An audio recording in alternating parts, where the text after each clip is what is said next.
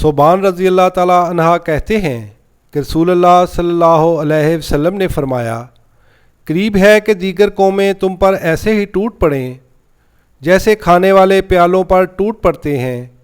تو ایک کہنے والے نے کہا، کیا ہم اس وقت تعداد میں کم ہوں گے؟ آپ صلی اللہ علیہ وسلم نے فرمایا، نہیں، بلکہ تم اس وقت بہت ہوگے، لیکن تم سیلاب کی جاگ کی مانند ہوگے۔ اللہ تعالیٰ تمہارے دشمنوں کے سینوں سے تمہارا خوف نکال دے گا اور تمہارے دلوں میں وہن ڈال دے گا۔ تو ایک کہنے والے نے کہا، اللہ کے رسول، وہن کیا چیز ہے؟ آپ صلی اللہ علیہ وسلم نے فرمایا، یہ دنیا کی محبت اور موت کا ڈر ہے۔ فوائد اور مسائل۔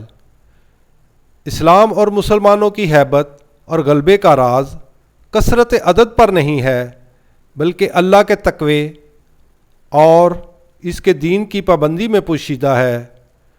دنیا کی محبت اور آخرت کی بے فکری بہت بڑا فتنہ ہے جو افراد بلکہ قوموں کو دنیا میں گمراہ کر کے رکھ دیتا ہے، اور آخرت کی خرابی اس سے بڑھ کر ہے۔ اللہ پاک سے دعا ہے جہاں جہاں امت مسلمہ ظلم و جبر کا شکار ہے، اللہ تعالیٰ ان پر اپنی رحمتوں کا نزول فرمائے، اپنی کرم نوازیوں کا سویرا طلوع کر دے، ہر خیر، ہر برکت، ہر رحمت اور راحت ان کی جولی میں ڈال دے۔ اللہ تعالیٰ اپنے کرم سے امن کی بہاریں پیدا کر دے۔